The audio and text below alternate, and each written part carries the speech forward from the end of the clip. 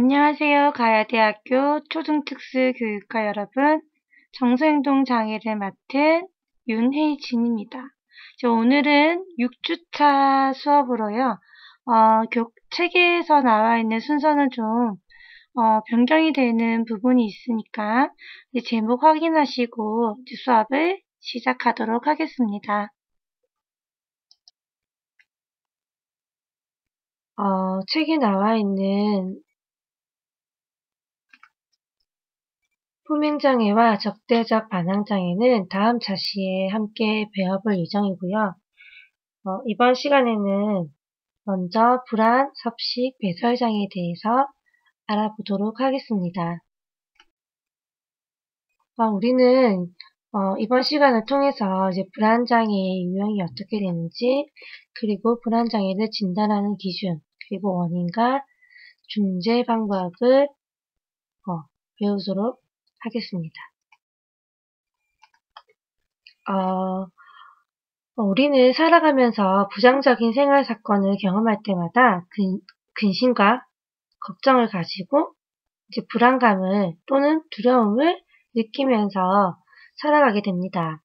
정상적으로 발달하는 아동들도 일시적으로 그 환경에서 불안감이나 두려움을 경험하게 되는데요.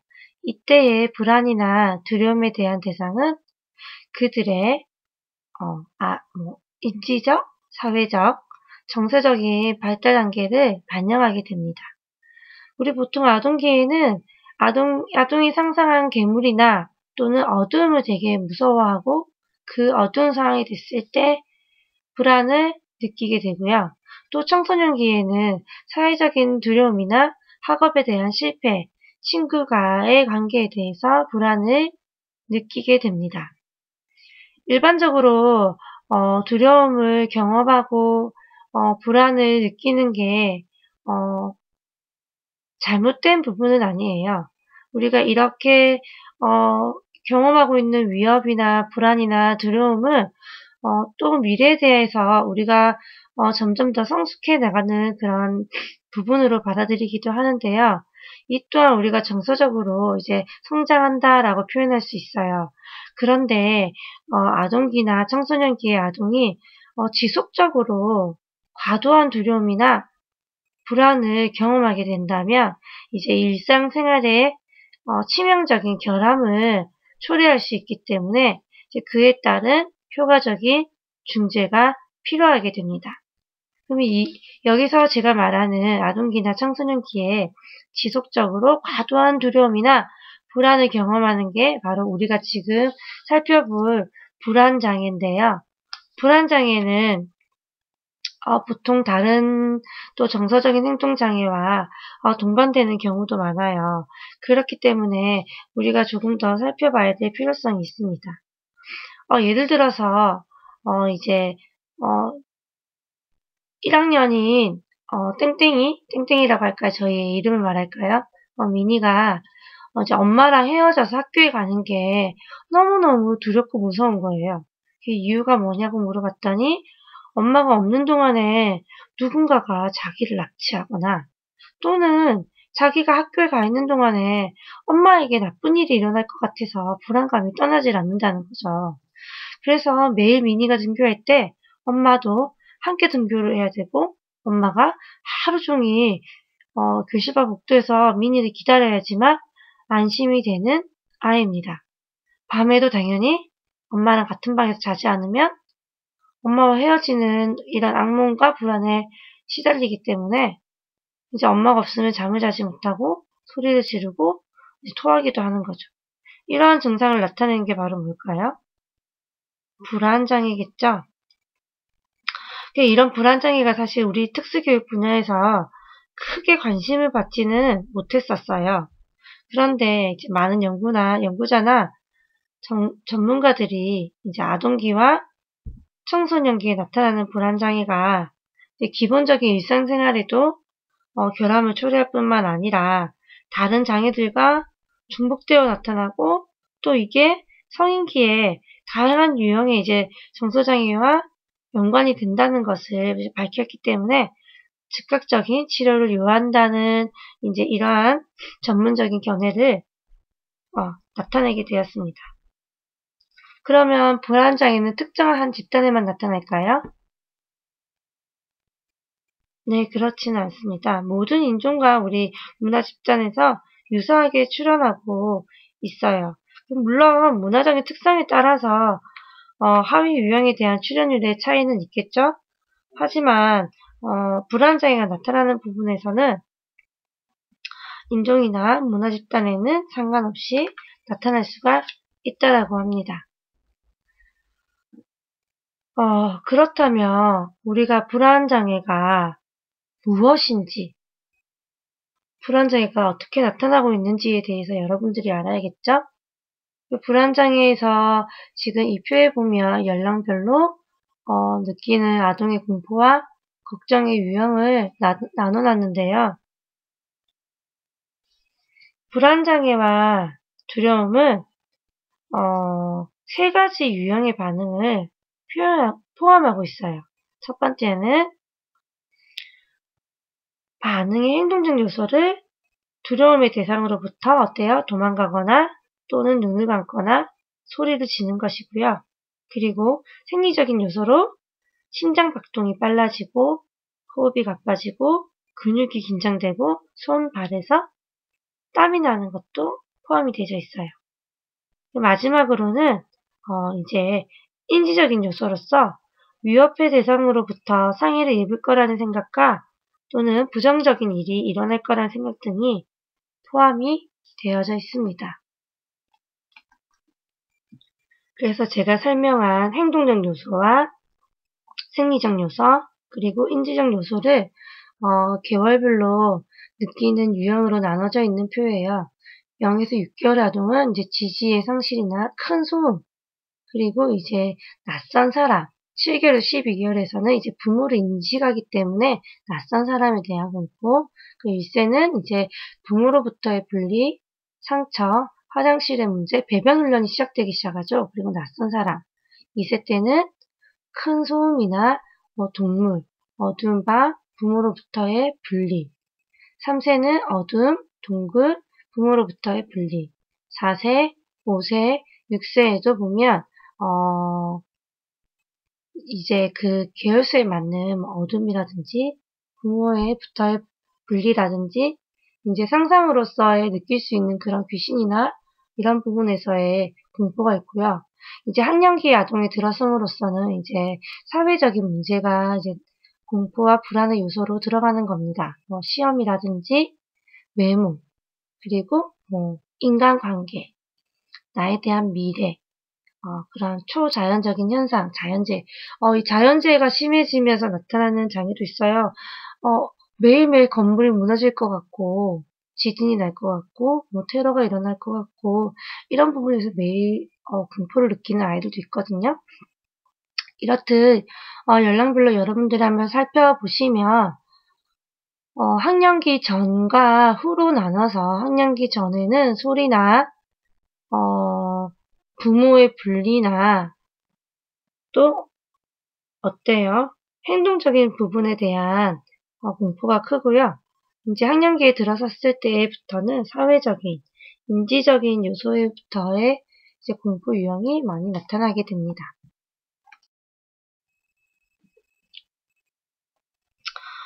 그러면 그 불안장애 출현율이 어떻게 되는지 한번 여러분들 짚고 넘어가야 되는데요. 불안장애는 통계적으로 조사된 바와 같으면 남아보다는 여아들에게 불안장애 출현율이 높다라고 해요. 그렇지만 이것 또한 저희가 알다시피 이제 모집단으로부터 어디에 따라서 추출했는지에 따라서 출현율의 차이가 있기 때문에 아직도 이런 부분에 많이 출현율에 대해서는 의견이 많지만 조금 더 예민하게 감정을 받아들인 여아들이 좀 더 출현율이 높다라고 표현을 하고 있습니다.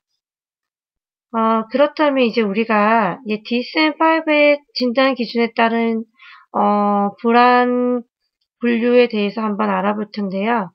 DSM-5에서는 불안장애 하위 유형으로 분리 불안장애, 범불안장애, 공황장애, 특정공포증, 사회적 불안장애, 선택적 학무증, 그리고 광장공포증 등을 포함하고 있어요.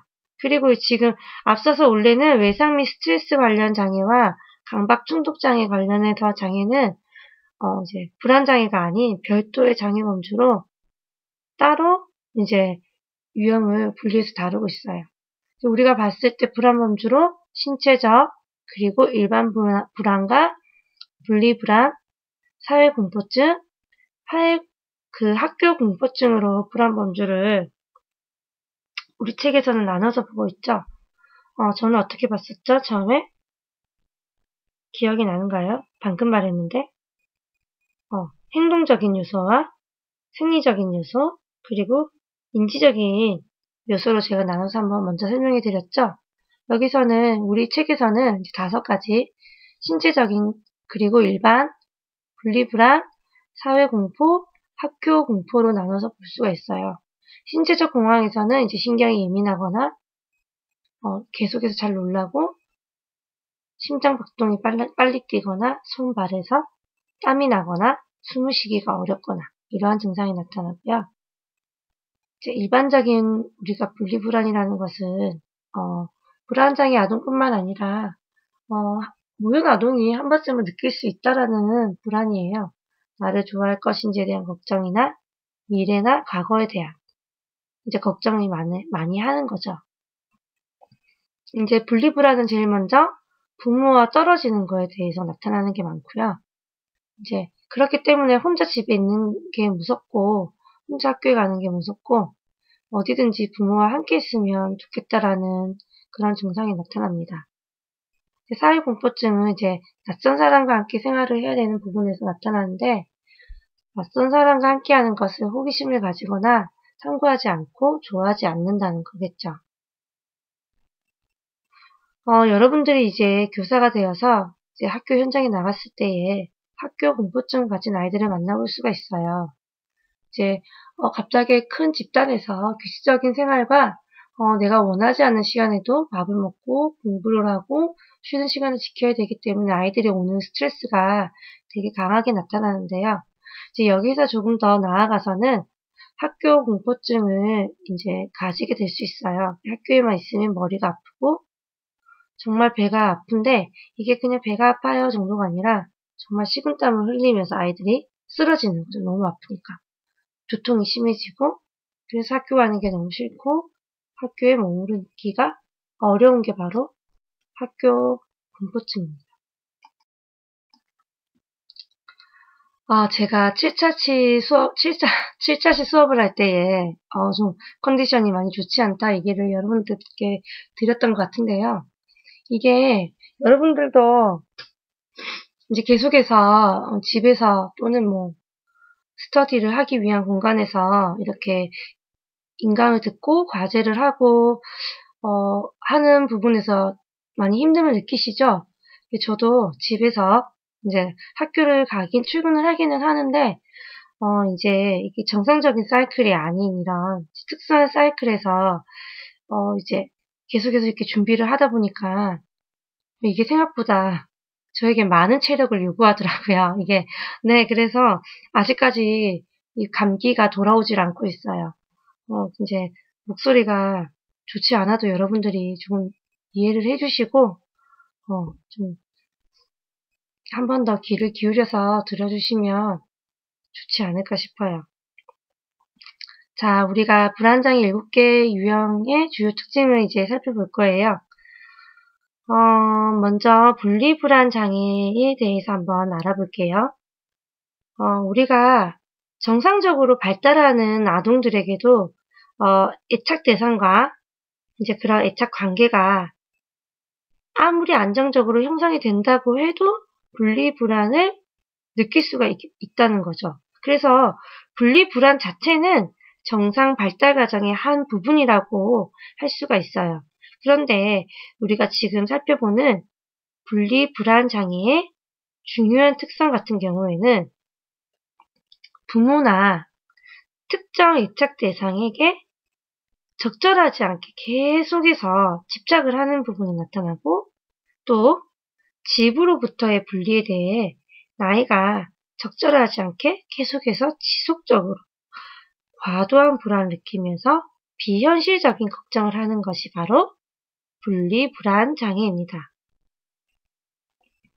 DSM-5에서 제시하는 분리불안의 진단 기준은 어때요? 진단 기준 8가지 중에서 최소한 3가지 특성이 아동과 청소년기에 4주 이상 지속되어야지 되는 거고요.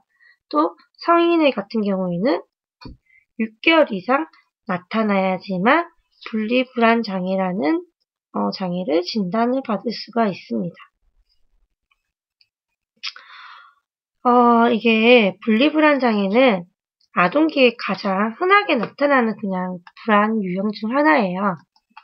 하지만 이런 분리불안 장애가 계속 이어졌을 때에는 이제 청소년기에는 더 심한 정서장애를 나타낼 수 있기 때문에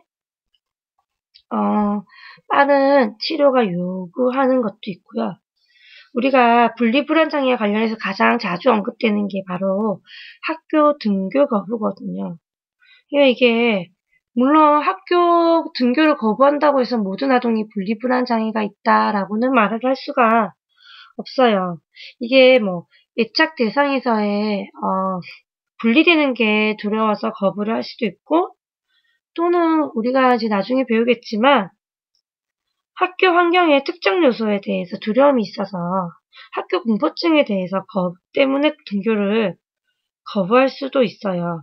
그렇기 때문에 이런 부분은 이제 분리불안 장애 진단 기준에 따라서 한 번 더 살펴보면서 어떠한 특정 요소 때문에 아이가 등교를 거부하는지에 대해서도 할 수 있다는 거죠. 예를 들어서 이런 거예요. 나는 집에 있으면 TV도 마음대로 볼 수 있고 마음대로 맛있는 음식도 먹을 수 있는데 학교에 가면 아무것도 할 수 없는 거죠. 학교에 가면 또래 관계랑도 관계를 형성해야 되고 시험도 쳐야 되고 또 규칙을 지키지 않았을 때 다가오는 부적 강화도 받아야 되기 때문에 그게 싫어서 집에 있으면 부모의 관심을 더 많이 받을 수 있고 맛있는 것도 많이 먹을 수 있고 내가 원하는 활동을 할 수 있기 때문에 등교 거부를 할 수도 있다는 겁니다. 그렇다면 여러분들은 DSM-5의 분리불안 장애 진단 기준을 알아야 되겠죠. 이것은 제가 우리가 다음 주에 우리가 중간고사를 봐야 될 거예요. 그때에 제가 또 한 번 더 이런 부분에서 진단 기준을 알아야 된다라는 지금 팁을 한번 드리고요. 두 번째로 우리가 살펴볼 것은 선택적 함구증, 우리가 함묵증이라고도 해요. 이 선택적 함구증을 가진 아동들은 일단은 조음이나 발화 기관에는 아무런 문제가 없습니다. 그리고 자기와 애착 형성이 되어 있고 라포 형성이 되어 있는 관계에서는 먼저 얘기를 잘 하고 대화를 하는 데에 있어서 아무런 문제가 없어요. 그러니까 의사소통에는 정상적으로 발달이 되어져 있지만 이제 특정한 사회적인 관계에서 말을 꺼내지 못하거나 대답을 하지 못하고요. 이런 함묵증을 가진 아동들은 높은 수준의 사회 불안을 나타내기 때문에 어때요? 말을 하지 않기 때문에 학교에서 읽기 능력에 대한 평가가 되게 어렵겠죠. 장애 아동들 중에서 뇌병변이 있는 아동 중에서 함묵증을 가진 아동들이 많아요. 자기가 가진 사회적 불안이 높기 때문에 이제 자기와 라포 형성이 되어 있지 않은 사람에게는 입을 열지 않는 건데요. 학교에서도 이 아이가 원래 말을 안 하는구나 생각했던 아동이 엄마가 학교 상담했을 때 아주 자세히 학교 생활에 대해서 알고 있는 경우가 종종 있어요. 그럴 때는 이제 아이가 집에서는 의사소통을 원활하게 하고 있다는 거겠죠. 단지 나와 말을 안 할 뿐이에요. 이 아이에게는 이제 부모에게 먼저 함묵증이라는 것을 들었을 때는 아이와의 라포 형성과 아이가 그 환경에서 가지고 있는 사회 불안을 먼저 없애주는 게 가장 중요하겠죠. 그렇다면 한묵증이 아이들을 입을 열게 할 때는 어떤 방법이 좋을까요? 우리 뒤에서 중지에도 배우겠지만 한묵증 아이들은 한 번 발화를 시작하게 되면 그 다음번에 대답을 하는 것은 쉽게 나타날 수 있기 때문에 아주 간단한 한 음절, 한 단어로 아이에게 대답을 지나가게 대화 중에서 한번 이끌어서 시작을 하게 되는 게 가장 중요한 방법 중 하나예요. 모든 사람이 주목하게 만들고 대화를 시도를 하면 아이들이 대화를 거부하는 경우가 많기 때문에 이제 이렇게 선택적 항구증을 가진 아동들에게는 아주 가볍게 아이에게 짧은 단어로 대답할 수 있는 것부터 함께 시작하는 게 중요합니다. 자, 다음은 특정공포증인데요. 특정공포증은 이제 특정한 사항이나 사물에 대해서 만성적으로 심한 두려움을 느끼고 그로 인해서 주요 생활 기능에 결함을 초래하는 게 바로 특정공포증입니다. 이것은 이제 아동들이 인지적 발달과 현실에 대한 지식이 반영된 이제 공포증인데요. 초기에는 어때요? 이제 어두운 것, 귀신이나 괴물 같은 부분에 이제 공포를 가졌다가 시간이 경과하고 점점 자라나면서 두려움의 대상이 외부적이고 특정적이고 어때요? 현실에 기초한 대상이니까 뭐 또래 관계라든지 시험이라든지 이런 부분으로 이제 특정적인 부분이 변해가는 부분이 많아요. 그래서 우리가 이런 특정 공포증을 이제 세 가지 영역 제가 아까 봤던 뭐 인지적, 생리적인 그리고 행동적인 측면으로 나눠서 볼 수가 있는데 행동적인 측면에서 보면 이렇게 특정 공포증을 가지고 있는 사람들은 두려움의 대상이나 어때요? 사물이나 상황을 회피하고 싶어요. 예를 들어서 비행기가 너무 무서운 거예요. 그러면 그 사람은 아무리 바빠도 비행기를 타겠어요? 아니겠죠. 기차나 버스나 자동차를 이용하겠죠. 또 여기서 질문이 들어오는데요. 해외여행은 어떡하나요? 크루즈를 이용해서 하겠나요? 아니죠. 아예 해외여행을 아예 기피하게 되는 경우도 있습니다. 그리고 인지적인 측면에서는 이제 되게 뭐 부정적이고 파격적인 이제 사건이 일어날 거라는 거죠. 비행기가 폭파할 것이다. 또는 뭐 버스가 갑자기 낭떠러지에서 떨어질 것이다. 이러한 생각이 두려워하고 불안해하는 경우가 많아요. 그렇기 때문에 이제 생리적인 측면에서 호흡이 곤란해지고 구토를 하거나 심장박동이 너무 빨라지기 때문에 비행기를 타야 될 때 어지러워서 쓰러지기도 한다는 거겠죠. 이 특정 공포증도 일반 아동들에게도 쉽게 나타날 수 있는 유형이에요. 유형이긴 하지만 이게 얼마나 지속이 되는지 어떻게 크게 나타나는지에 따라서 우리가 이제 특정 공포증을 가지고 있다, 없다라는 것을 알 수가 있습니다. 그리고 사회적 불안장애 같은 경우에는 이제 사회적인 상황에서 자신이 당황스럽고 수치스럽게 이제 행동할 것에 대해서 강한 두려움을 가지고 그런 두려움이 지속적으로 나타나는 것이 특징이에요. 그래서 이거를 사회적 공포증이라고도 합니다. 사회적 불안장애를 가지고 있는 아동들은 이제 뭐 글을 쓰고 읽고 우리가 대화를 하고 계속해서 이어나가는 것에 대해서 그걸 다 포괄적으로 뭐라고 하죠? 사회적 상호작용이라고 하죠. 이런 상호작용에 대해서 크게 두려움을 느끼는 거겠죠. 그렇기 때문에 사회적으로 상호작용하는 거나 평가를 받는 상황을 회피하는 거예요. 이게 심하게 이 사회적 불안장애가 심한 걸 보면 아동이 이제 학교 식당에서 다 같이 밥을 먹기가 힘드니까 어때요? 혼자서 어디 구석에 가서 화장실이나 뭐 교실에 혼자 남아서 밥을 먹거나 이런 행동을 하기도 한다는 거예요. 그래서 똑같아요. 이렇게 사회적 불안장애를 가지고 있는 아이들도 뭐 두통이나 복통이나 현기증 등의 증상을 나타내고 있고요. 또 이게 이 사회적 불안장애를 가지고 있는 사람이 이제 뭐 급성 사회성 뭐 사회적 스트레스를 받게 되면 이제 뭐라고 하죠? 이인성 증상이라고 하죠. 그래서 현실감을 상실할 수도 있습니다. 이제 나온 유형이 바로 공황장애. 연예인들이 아주 많이 가지고 있다고 하죠. 공황장애. 나는 항상 우리 뉴스에 보면 공황장애가 있어서 뭐 이렇게 말을 많이 하는데 그 공황장애가 도대체 무엇인가? 오늘 이제 여러분들이 정확하게 DSM-5의 진단 기준에 따라서 이제 공황장애를 배울 수가 있는 거예요. 공황장애는 이제 갑작스러운 이제 불안 발작과 함께 뭐 두통, 현기증, 발한, 오한, 뭐 손발에 대한 마비 등과 같은 증세가 복합적으로 나타나는 게 바로 공황장애예요.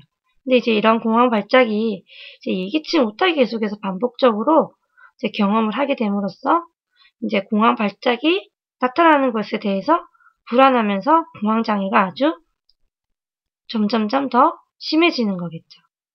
근데 공황 발작이라는 게 이제 이런 두려움이나 공포가 이제 발작적으로 나타나서 어때요? 10분 이내로 없어진다는 거겠죠. 그래서 그 자체는 장애가 아니지만 이게 여러 가지 유형의 불안 장애와 관련해서 이제 나타나기 때문에 공황 장애다라고 얘기를 하고 있어요.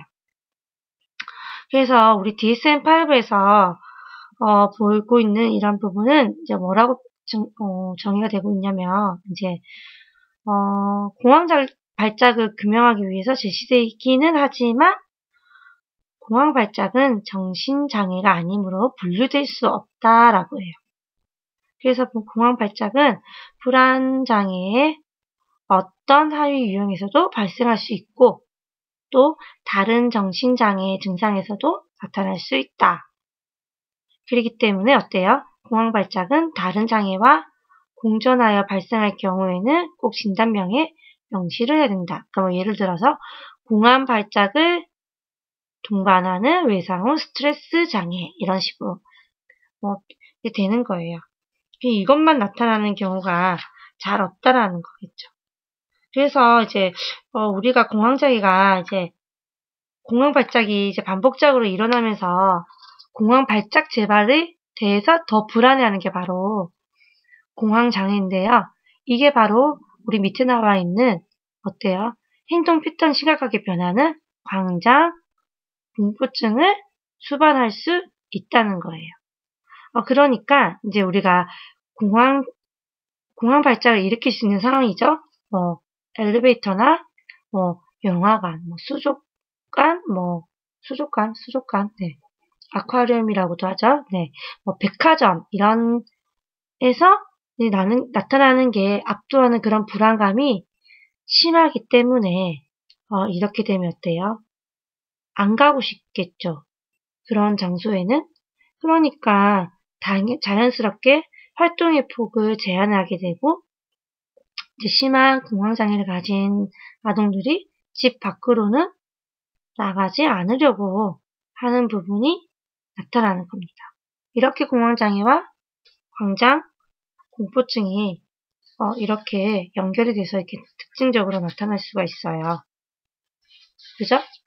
그리고 나서 우리는 이제 범불안장애를 이제 한번 살펴볼 건데요. 이제 범불안장애라는 것은 이제 뭐 특정 사물이나 상황에 초점이 맞춰지지 않은 불안이에요. 그렇게 이제 통제할 수 없는 만성적 과도불안을 의미하는 거고요.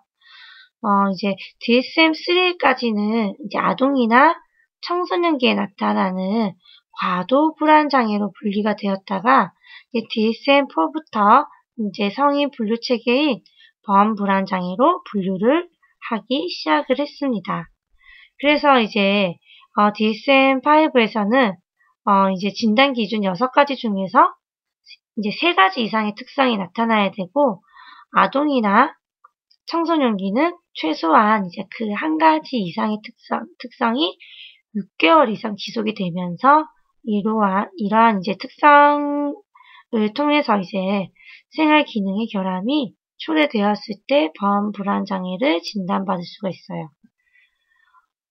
그러면 범불안장애를 가지고 있는 아동들이 자주 나타내는 특징이 바로 두통이나 복통이에요. 그래서 뭐 손톱을 물어뜯는다든지, 이제 뭐 자연재해나 뭐 가정의 경제 형편이나 이런 부분에 계속해서 과도한 걱정이나 불안을 보이는 겁니다. 똑같아요. 아동이 지금 가정의 경제 형편에 대해서 걱정을 한다고 해서 해결이 되나요? 되지 않는다는 거죠. 그리고 지진이 나서 무너질 것이다. 근데 그게 일어날 수 있는 확률이 몇만 분의 1일까요? 이제 우리나라도 지진이 자꾸만 자주 일어나고 있는데, 제가 아동일 때만 해도, 제가 학년기 때만 해도 지진을 경험한 적이 거의 없었던 것 같아요. 그죠? 그렇기 때문에 이제 이렇게 일어나기 어려운 재난에 대해서 끊임없이 얘기는 하기 때문에 이게 다른 장애들과 같이 공존하는 게 바로 그냥 불안장애나 사회적 공포증이 함께 수반하기도 하는데요. 그렇기 때문에 또 어떻습니까? 범불안장애를 이제 계속 다른 유형으로 봐야 되는지, 또 아니면 그냥 다른 불안장애에 걸릴 위험 요인으로 봐야 되는지에 대한 의의는 지금도 계속해서 계속 의견이 분분하게 나와 있는 상태예요.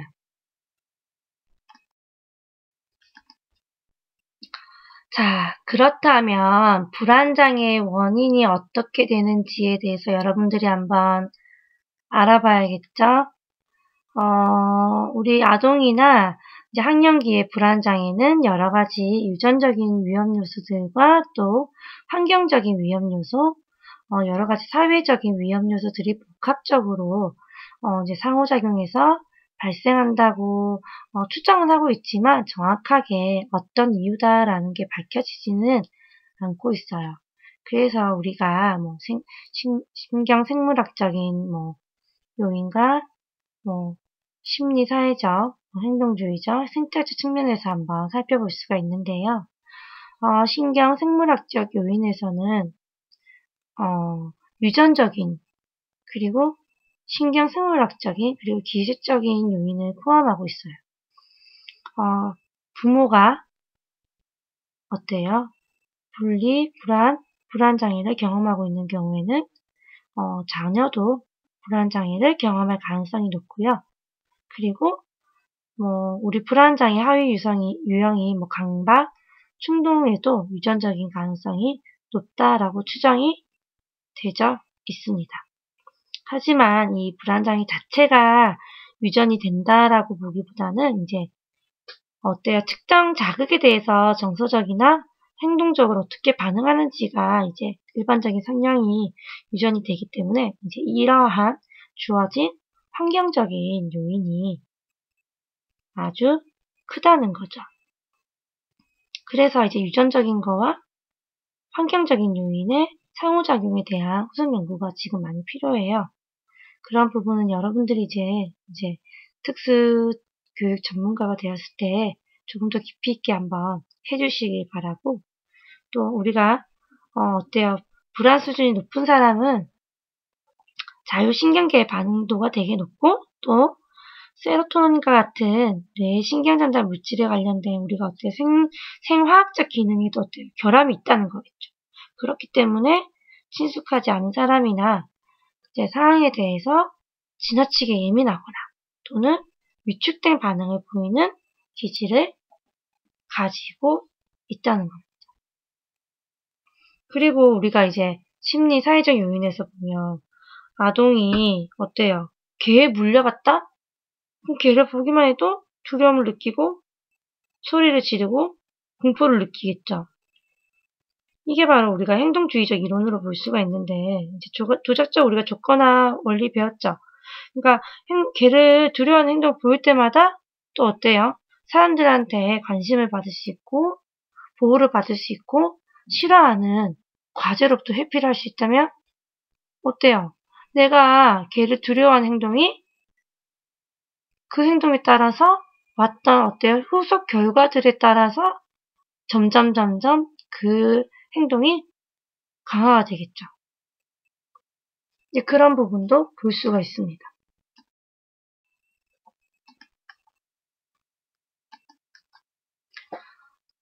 그러면 이제 우리가 마지막으로 불안장애 중재에 대해서 이제 한번 살펴볼 거예요. 첫 번째로 행동수정으로 우리가 봤을 때 나와 있는 중재 방법인데요.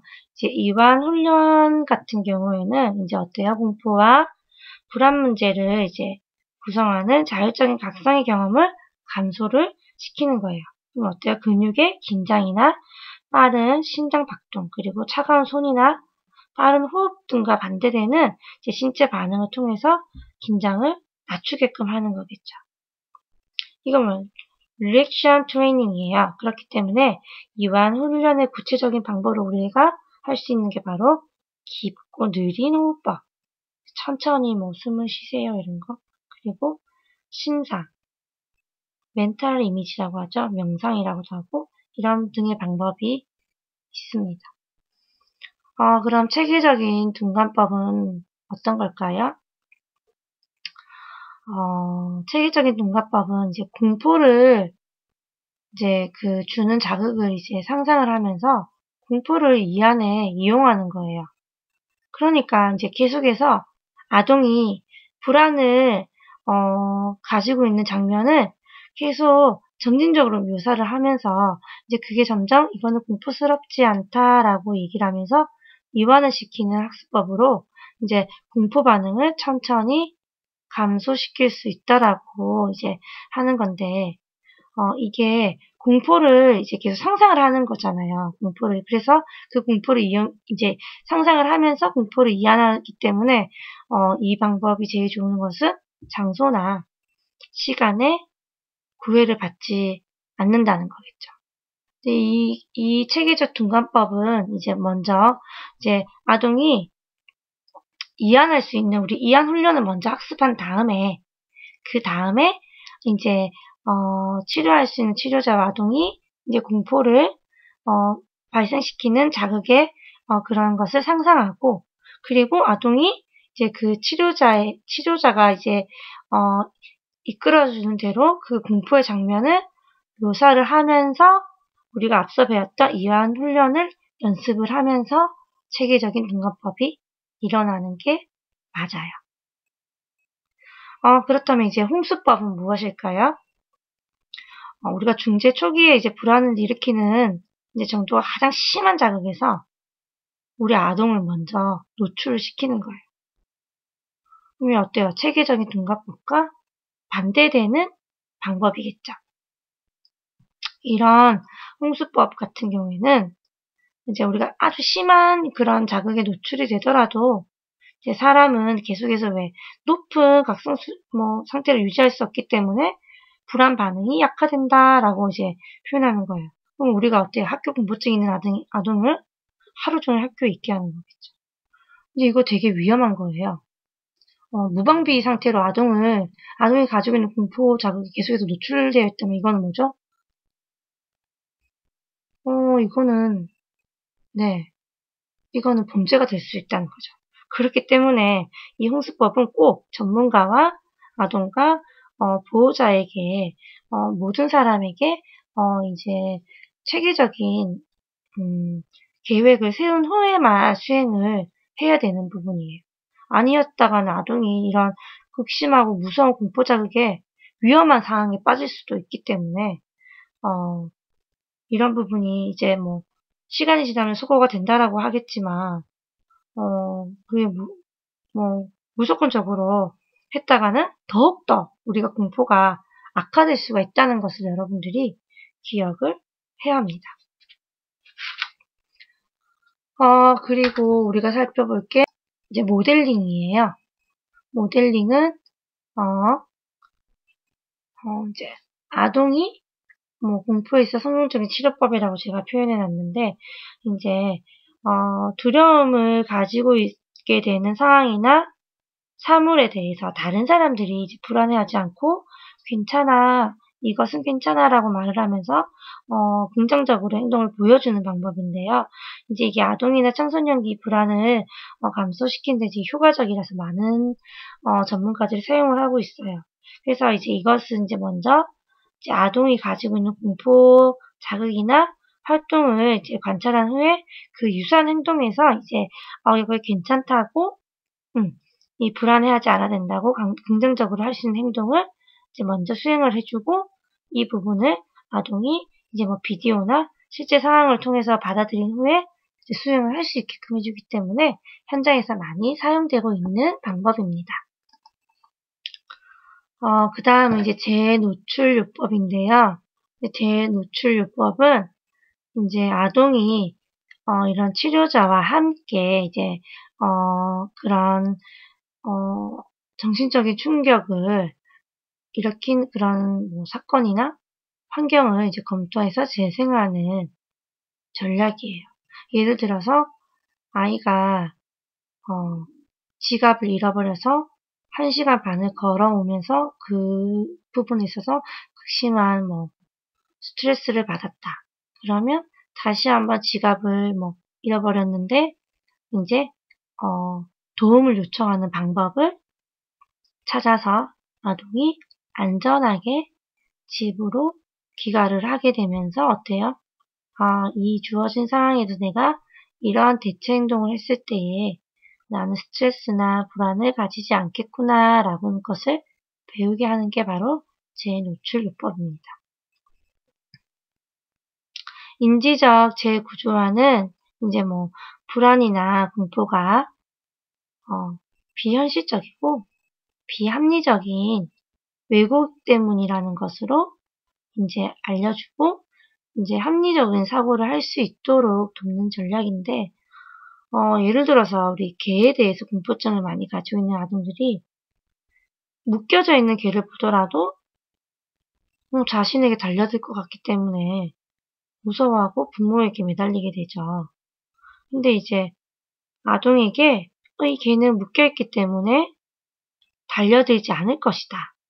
그리고 또 개가 자기에게 달려들어도 부모가 도와줄 것이고 또 개가 물어도 우리가 병원에 가서 치료를 받으면 죽지 않는다는 것을 계속해서 인식하도록 도와준 게 바로 인지적 재구조화입니다. 마지막으로 자기 통제 기술은 이제 아동 스스로가 이제 점검하는 거예요. 내가 어떤 부분에 불안을 가지고 있나? 나는 어떻게 강화할 수 있고 내가 자기교수법으로 할 수 있나? 그래서 여기는 어때요? 긍정적인 자기말, 거울 기법, 문제 해결 기술 또는 사회성 기술 등을 적용해서 이제 감소시킬 수 있는 전략인데 이게 가장 어때요? 상위 인지겠죠. 이제 그만큼 멘탈이 강해진 아동이나 스스로 생각할 수 있는 아동에게만 사용할 수 있는 기술이에요. 그래서 우리가 이걸 뭐 학교 공포증이라든지 내가 학교에 가 있는 동안에도 우리 엄마는 안전할 거야. 나는 아주 용감하고 씩씩하기 때문에 학교에 혼자 잘 갈 수 있어. 이런 뭐 긍정적인 말을 계속 연습을 하면서 이제 어때요? 실제로 그 부분이 맞다라고 할 수 있게끔 훈련하는 게 바로 자기 통제 기술입니다. 이제 우리가 이런 지금 중재 방법에 이제 뭐 인지행동 중재를 봤고요. 이제 인지행동 치료에서는 우리 여러 가지 이제 방법을 앞서 봤고, 이제 가족 중재는 어때요? 아동 혼자만이 불안 장애를 극복할 수 없다는 거죠. 부모가 가지고 있는 불안과 가정 불화가 있는 가족에서 쉽게 일어날 수 있기 때문에 가족 중재가 필요하다는 거.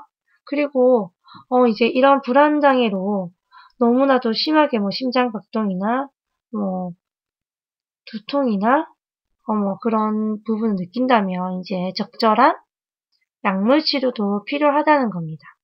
근데 여러분들 약물 치료를 우리가 할 수 있을까요? 네, 이런 부분은 또 이제 의학 전문가와 함께 아동이 보였던 그런 행동적인 문제를 또 행동 중재를 통해서 약물 치료가 함께 병행이 되는 게 바로 약물 치료겠죠. 그렇다면 우리 교사의 역할은 어떻게 될까요? 행동 중재와 또 우리가 뭐 약물을 치료받았을 때에 이제 약물의 부작용이나 이런 부분을 점검을 해줘야 되고 또는 또 교실과 다른 학교 환경에서도 이제 우리가 지금 실시하고 있었던 뭐 행동 중재를 도울 수 있어야 되는 거죠. 학교 공포증을 가진 아동이 아주 많기 때문에 이제 아동이 학급이나 학교에서 이제 뭐 관련된 인지 치료를 교사들이 함께 중재할 수 있는 역할을 가져야지 원활한 아동의 중재를 할 수 있다는 겁니다. 이제 여러분들이 이제 궁금했던 공황장애나 여러 가지 불안장애에 대해서 살펴봤는데요. 이제 불안장애에 대해서 여러분들 이해할 수 있었나요? 네, 그렇다면 또 다음 시간에는 다른 또 하위 영역의 장애를 한번 살펴보도록 하겠습니다. 감사합니다.